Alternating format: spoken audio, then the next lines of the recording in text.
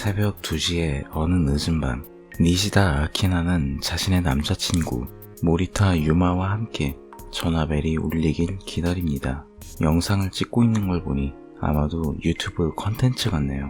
소문이 거짓말인가 하며 긴가민가 하는 도중 갑자기 공중전화에 전화벨이 울리기 시작합니다. 이후 아키나와 유마는 터널 안으로 들어오게 됩니다. 일본에서도 가장 유명한 고스트 스팟 이누나키 터널이었죠. 아무것도 없는 터널을 지나 그들이 도착한 곳은 바로 소문만 무성하기로 유명한 이누나키 마을. 하지만 이것이 재앙의 시작이었습니다. 아키나가 화장실에서 볼일을 보는 동안 잠시 떨어진 두 사람, 그리고 아키나가 정체불명의 존재에게 공격을 당하게 됩니다. 정신없이 달려서 마을을 벗어나 집으로 돌아오게 됐지만 한편 유마의 동생 카나에는 자신의 오빠 유마의 전화를 받고 오랜만에 본가로 돌아오게 됩니다. 그날 이후 아키나는 이상 증세를 보이기 시작하고 급기야 아키나는 유마의 눈앞에서 죽게 됩니다. 그런데 부검 결과는 너무나 이상했습니다. 분명 유마의 눈앞에서 추락했음에도 불구하고 그녀의 사인은 익사였던 것이죠. 그녀의 죽음을 받아들일 수 없었던 유마는 분명 그 원인이 이누나키 마을에 있다고 생각하고 이후로 카나의 주변에서도 이상한 일들이 벌어지게 됩니다. 고스트 스팟은 전 세계 어디에나 존재합니다. 일본에서 가장 유명한 걸로 손꼽히는 이누나키 터널의 이야기는 아마 한국에도 들어보신 분들이 많지 않을까 싶네요. 실제로 존재하는 지명 혹은 사건을 모티브로 한다는 건 사람들의 관심을 받기 쉽고 그만큼 화제성이 좋지만 역시 문제는 재미있게 잘 만들어야 한다는 것이겠죠. 사실 영화에 큰 기대는 안 했습니다만 감독이 주온의 감독이었던 시미즈 다카시 감독이라서 그래도 이번에는 뭔가 좀 다르지 않을까 했어요. 안타깝게도 중반부를 넘어서면서 이 영화를 계속 봐야 하나 싶은 생각마저 들었습니다. 중반부에 들어서기 전까지는 굉장히 안정적인 전개로 잘 진행됩니다. 주인공인 카나에와 관련된 떡밥과 이누나키 마을과 연관되는 복선을 계속 뿌리고 영화 속의 상식적으로 이해할 수 없는 미스테리는 스토리를 계속해서 끌고 나가는 추진력을 달아줍니다. 하지만 가장 큰 문제는 정말 안타깝게도 영화를 보면서 무섭다는 생각이 하나도 안 들어요.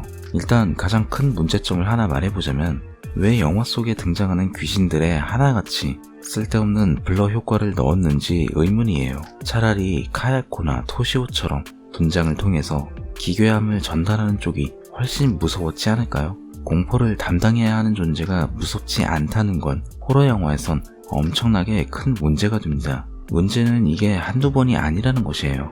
심지어 블러 효과를 입히지 않은 상태에서도 귀신인지 좀비인지 분간이 안 가는 정말 난해한 연기를 보여준다는 게 문제입니다.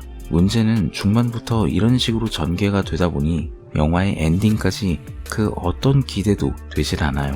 주온에서 파괴적이라고 느껴질 정도로 거대한 임팩트를 줬던 장면들은 이번 영화에선 그 어떠한 장면도 존재하지 않습니다. 분명 중반 이전까지는 착실하게 빌드업을 했는데 마지막에 초라하게 꺼져버린 잔불의 흔적만 남았어요. 카나에의 경우 주인공답게 이누나키 마을과 관련한 비밀을 계속해서 풀어나가려고 동분서주하긴 합니다만 그 과정이 딱히 흥미롭게 느껴지진 않았어요. 반전을 기대한 건 아니지만 너무 정석적으로 흘러가서 설마 이런 전개로 가는 건가 싶었던 내용이 너무 들어맞으니 맥이 빠지는 느낌이에요. 게다가 안 그래도 느슨했던 영화 전개 자체가 이쯤에서 완전히 헐렁해지기까지 합니다. 공포영화에서 긴장감이 빠졌다는 건 다르게 말하자면 우유가 안 들어간 카페라떼와 동급이에요. 영화에선 이누나키 마을에 관련한 도시 괴담을 굉장히 적극적으로 사용하고 있습니다. 이건 방향성을 상당히 잘 잡았어요. 현실에 존재하는 이야기를 모티브만 따오는 게 아니라 그걸 토대로 이야기를 구성하면서 발생하는 현실성은 영화 속 공포와 시너지를 일으킬 수 있어요. 그럼 단순히 픽션이 아니라 현실에서 피부로 느낄 수 있는 미지에 대한 공포를 관객에게 전달할 수 있게 됩니다. 그런데 문제는 후반에 들어서면서 이걸 본인 손으로 시원하게 말아먹었어요. 영화 후반부에 뜬금없이 등장하는 이 캐릭터의 존재는 그 허접한 분장과 효과 때문에 실소를 터뜨리게 만듭니다. 도대체 이건 왜 집어넣었나 싶을 정도예요. 따지고 보면 크게 억지스러운 장면은 아닙니다.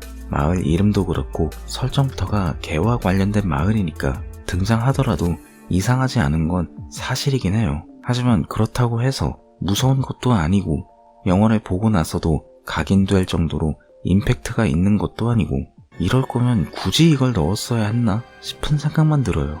딱히 저예산으로 만든 영화는 아닌 듯한데 이런 어설픈 CG와 분장으로 사람을 무섭게 하려 했다면 그건 정말 엄청나게 큰 착각에 불과하겠죠. 안 그래도 영화를 보는 내내 정말 재미없다 라는 생각이 떠오르는데 마지막까지 이렇게 되니까 도대체 이 감독이 왜 이러나 싶기까지 해요. 주온에 자신의 모든 능력을 쏟아부은 건가 싶기도 하고 현실에 존재하는 좋은 소재를 가지고도 고작 이 정도라니 이래서는 J-호러의 부활은 요원하겠구나 하는 탄식만 절로 나오는 영화였습니다. 한국 호러 영화도 미래가 딱히 밝지는 않습니다만 일본도 크게 다를 건 없는 현실에 입맛이 씁쓸해짐을 알리면서 저는 이만 오늘의 가이드 마치겠습니다. 이상 가이드 B였습니다. 감사합니다.